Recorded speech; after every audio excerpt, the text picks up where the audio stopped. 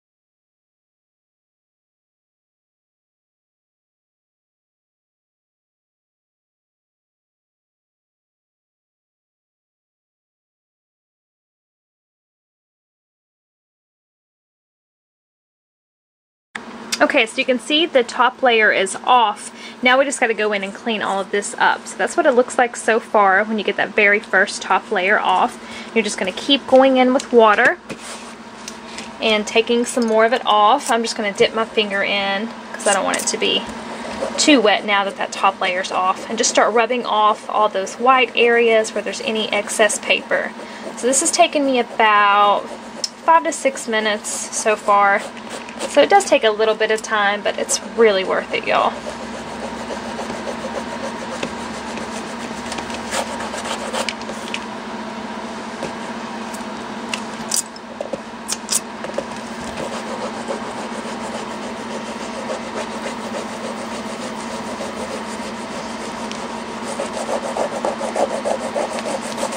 Now I've got a little spot here where I guess it wasn't pushed into the glue really well, so it's a little flimsy. So I'll probably end up just tearing that and letting the canvas show through.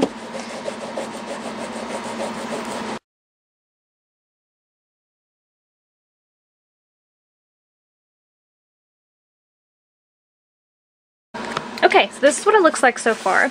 I'm going to put it in my oven again, let it heat up, and I don't know if it'll come across on camera, but you can really see the grain of the canvas now. It looks completely like it was just printed on here. I may need to do a little bit more rubbing off, and I'll show you. I'm trying to find a spot to show you what I mean.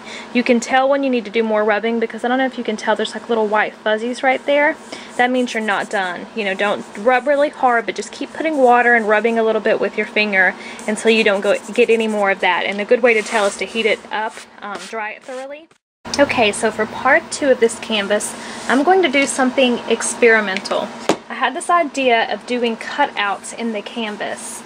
And then, you know, I was wanting to do swirly designs, but I realized it's going to have to be something pretty much with straight edges. So, what I'm going to do is I'm going to flip this over, and I'm going to do a little octagon shaped design on the back, and I'm just using pieces of pattern paper that I cut octagons out of, or hexagons, excuse me y'all if I'm saying these wrong. And I'm just going to place these in here for now, figure out where I want my placement to be, and then I'm going to trace around those.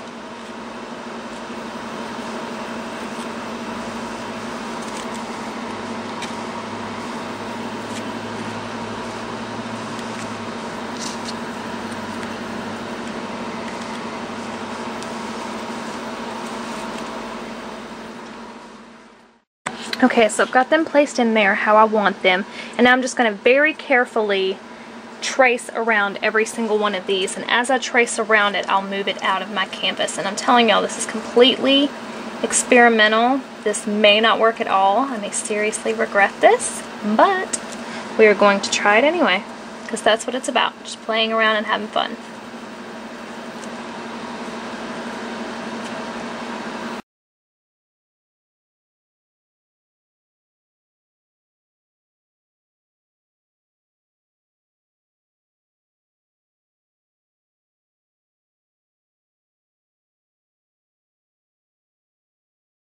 Okay, I've got them all traced inside of there, and it's not showing through on the other side. That's why I use pencil.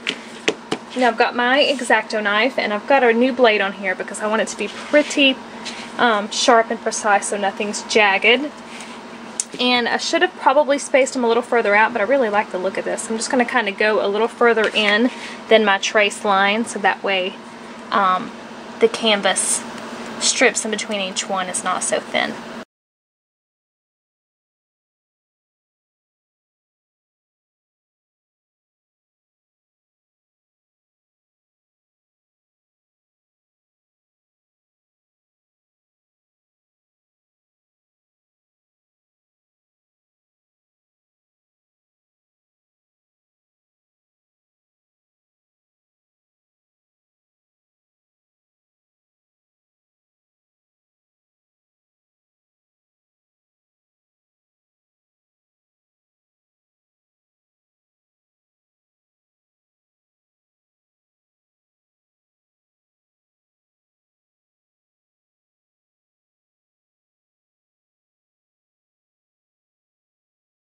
Okay, so this is what it looks like, and I'm actually really happy with it.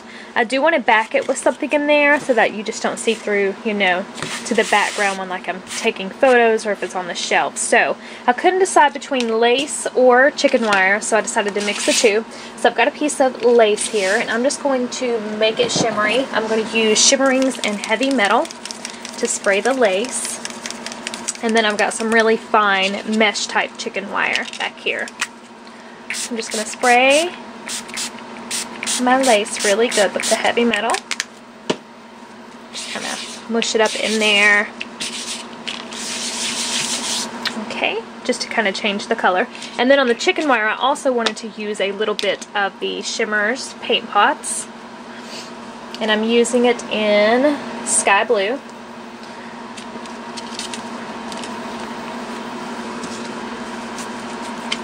And I just want to kind of go around and just kind of randomly put some little splotches of paint on there.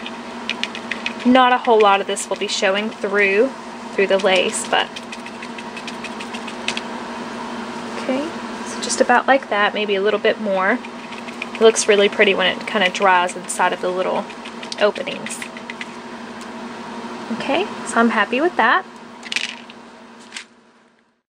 Okay, so the last step is just to adhere this on the inside of this, and then we can get to the fun part, adding all the embellishments and spraying and everything.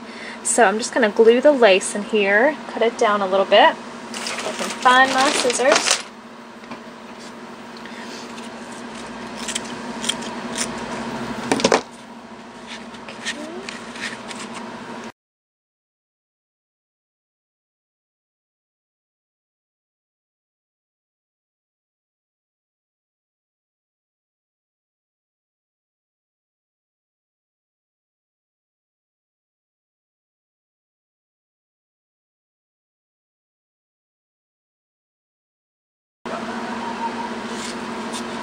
Okay, so you can see it's very subtle. You can just see through there.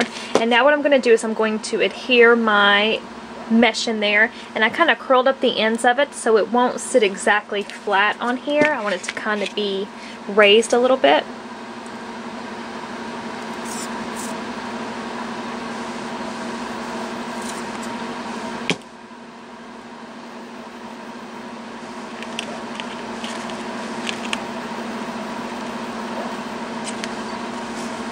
Okay, so there we go, y'all. And now when I come back for part 3, we will do all the fun stuff, adding all the embellishments and doing our misting. Okay, so I've pulled out a bunch of embellishments that I want to use. I may not use them all, I may use these and more, but just kind of going through my stash and picking out items that I think will look good on this canvas. This is going to be a very grungy, Finnabar inspired type canvas. So what I'm going to do is I'm going to take my elements out, and I'm going to take some gesso. I'm just going to randomly go over all of them, but I don't want it to be completely covered in gesso because I definitely want the metal to show through. So I'm just randomly going all over every little piece I have out with some gesso.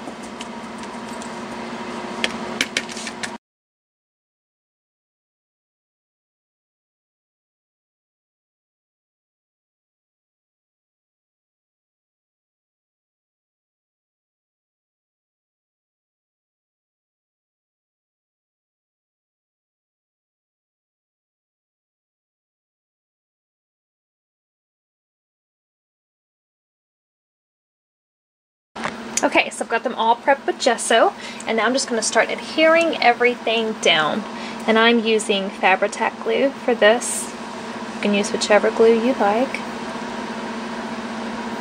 And I'm not going to do any of my spraying until everything is down on the canvas.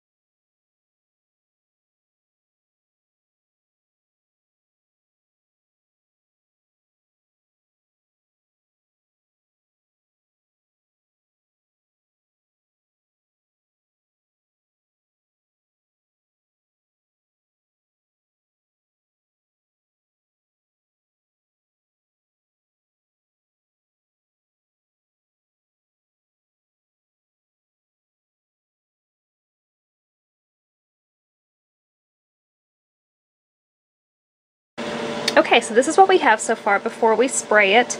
I may add a few more embellishments, I'm not quite sure yet, but I'm going to wait for the glue to dry completely before I go in with all of my sprays.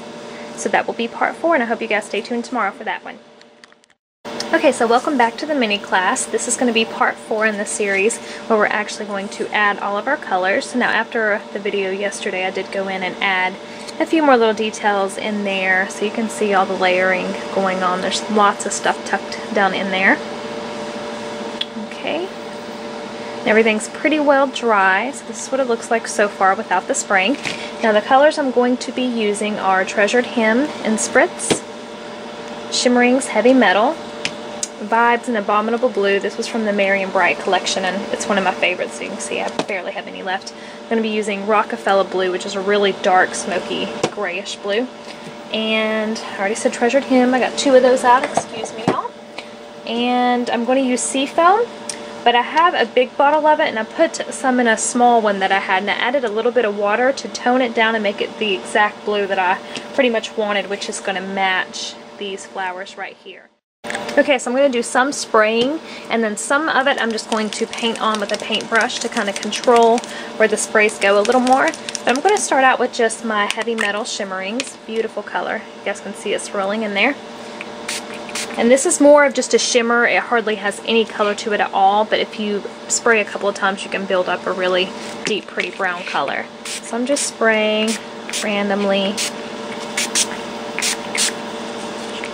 Okay, and I'm going to use all of my brown tones, and then I will let it dry before I go on to my other blues. Okay, so now I'm going to go in with Treasured Hem, and I might pull a little bit of the Hot Fudge too out while I'm at it. Okay. Beautiful color.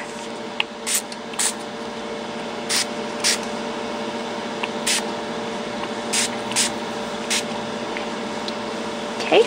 Yeah, and I think I will go in with a little bit of the Hot Fudge because it's just a tidbit darker. Well, a good bit darker than these other ones. So I'm going on my darker ones, I am going to use a paintbrush.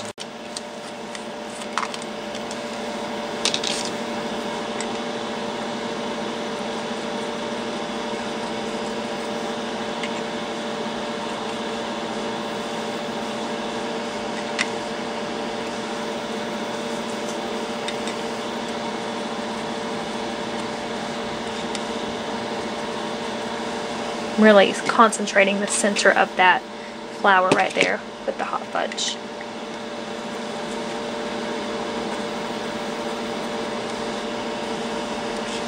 Okay, and now I'm going to heat set this before I go on to my blue tones.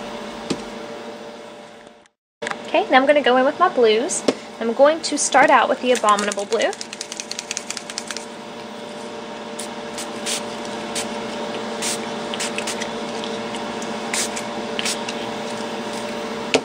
Okay, now I'm going to go to my Seafoam, and I'm actually going to paint this one on, and I did end up mixing a little bit of gesso in there, and it pretty much matches this flower spot on. So I'm just going to go in and paint a little bit with this one.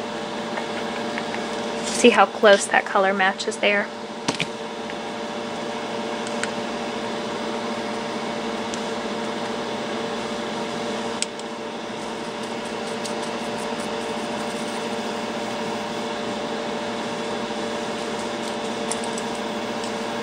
And I still want a lot of the gesso to show through. I'm not going to cover everything. I'm not going for full coverage. I want a lot of the metal to show, and I want a lot of the gesso to show through still. Okay. And now I'm going to just go over it with a little bit of the Snowstorm to kind of spread out the blues and make them blend a little more.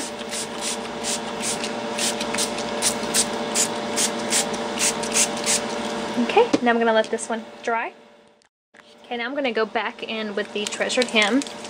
I want a little bit more brown than I have blue, so I'm just going to go over randomly.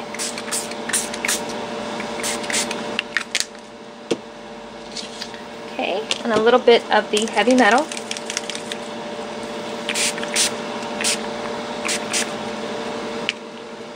Okay, so this is what it looks like so far. I'm going to let it dry one more time. Now I'm going to go in with just a tidbit of the Rockefeller blue. It is a very dark blue, so I'm just going to kind of use it sparingly.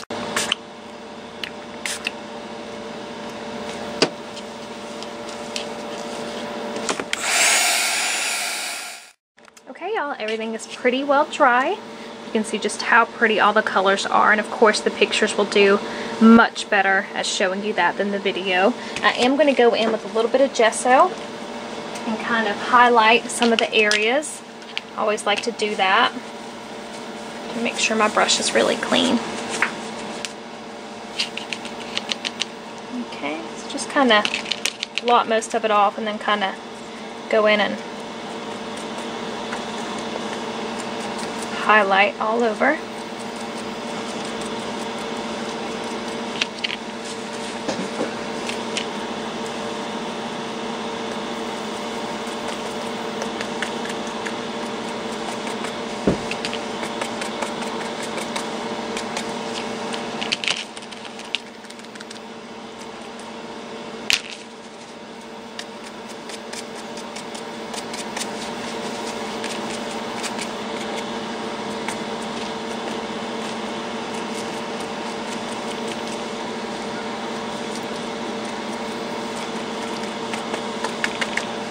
Okay, so that is pretty well done, y'all. I'm going to do one last final step here, and I'm just going to add a little bit more paper coming out. But you can see how the gesso just kind of highlights some of the areas. From the same Kaisercraft base coat collection, there's a sheet of bricks in there, and I think it would just look really pretty with some of the bricks kind of poking out from different areas. So that's what I'm going to do. I'm just going to use hot glue to adhere paper down.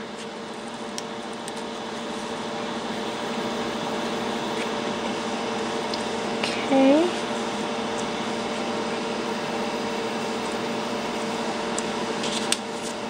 So just a few random pieces of the brick.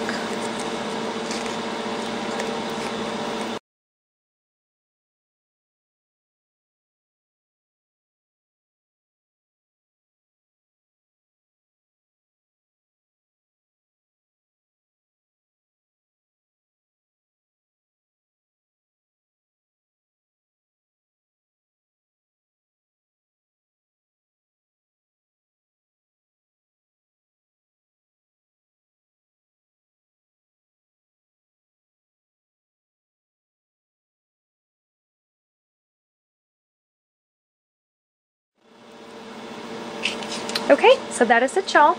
I hope you guys enjoyed the canvas and enjoyed the start to finish class on it. If you have any questions, just leave me comments down below.